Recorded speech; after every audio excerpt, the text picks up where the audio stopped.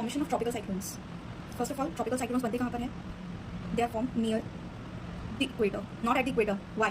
Because there is a condition that there must be adequate Coriolis force, which is one of the factors that generates the tropical cyclone. But at equator, we do not have Coriolis force. That is why tropical cyclones do not form at equator.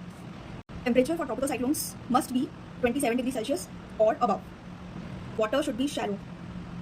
Why? Because suppose this is sea. Here the distance is about 3,000 meters, suppose. And here this is the shallow part that is mainly present in the coastal regions. It is 200 meters.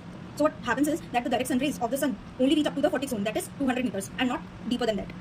So when the sun rays will hit here, the whole water from the downward will upwell upwards, because of which there will be normalization of water in this region. That is why shallow region is a condition for tropical cyclones, so that high temperature will be there. Next condition is calm and stable atmospheric condition. Why?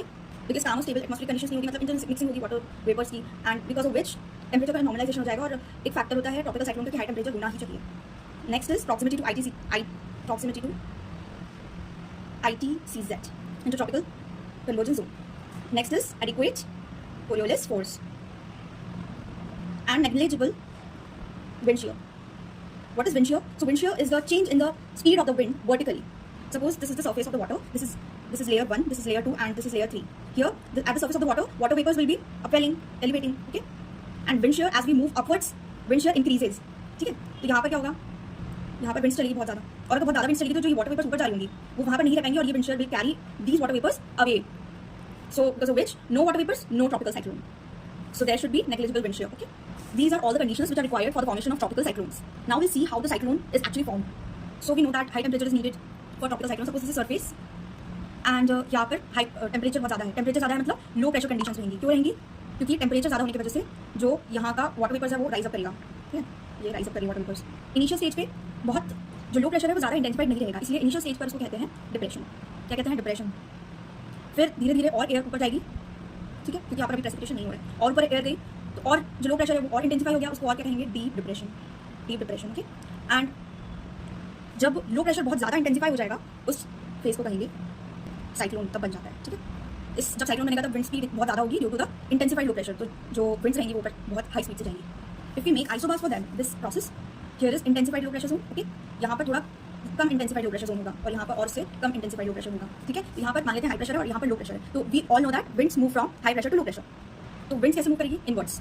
अब हमने condition देखी थी कि there must be adequate Coriolis force, तो we will apply it here. अब Coriolis force की वजह से जो विंड्स रहेगी, we are talking about northern hemisphere. ठीक है. अगर सदर्न हेमिस्फीयर में विंड्स की डायरेक्शन कोरियोलिस फोर्स की वजह से लेफ्ट की तरफ शिफ्ट हो जाती है, हम लोग अभी नॉर्दर्न हेमिस्फीयर की बात कर रहे हैं. मतलब विंड्स की जो डायरेक्शन है वो राइट की तरफ शिफ्ट हो जाएगी. मतलब अगर ये विंड है स्ट्रेट तो जाएगी नहीं, थोड़ा सा उसको राइट टिल्ट मिल जाएगा ड्यू टू कोरियोलिस फोर्स, तो वो ऐसे ना जाके ऐसे जाएगी. The wind will be deflected towards right, but उसको जाना तो लो प्रेशर के पास है, तो वो वापस उसी लो प्रेशर के पास चली जाएगी. तो कुछ इस टाइप का विंड का डायरेक्शन होगा. तो ये एंटी क्लॉकवाइज मूवमेंट हो जाएगा. तो नॉर्दर्न हेमिस्फीयर में एंटी क्लॉकवाइज हो जाएगा मूवमेंट, एंड सदर्न में हो जाएगा क्लॉकवाइज. ठीक.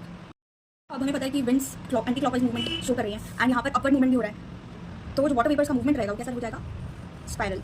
ऐसे वाटर वेपर्स मूव करेंगी अपवर्ड्स. अब यहाँ पर हाई प्रेशर जोन क्रिएट हो जाएगा, क्योंकि यहाँ पर बहुत ज़्यादा एयर प्रेशर है. हाई प्रेशर से विंड्स अवे जाएंगी, तो हमें पता है कि हाई प्रेशर से लो प्रेशर जाती है. विंड्स हाई प्रेशर से अवे जाएंगी, बट थोड़ी विंड्स नीचे भी आएंगी. ठीक है. जब ये विंड्स नीचे आएंगी मतलब there is subsidence of air. यहाँ पर क्या है? Air is subsiding, which means there will be no rain, and this place is called as the eye of the cyclone. This center place is called as the eye of the cyclone. यहाँ पर clear conditions होगी and यहाँ पर heavy rain होगा.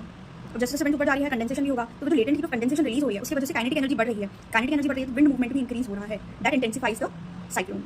Things that we have to remember is it is a convectional type of convectional in origin. यहाँ पर convective currents दिख रहे हैं हमें. Tropical cyclone generally originate in the eastern part of the continents. Wind speed बहुत ज़्यादा होती है, 150 से लेके 400 किलोमीटर पर आवर तक जा सकती है.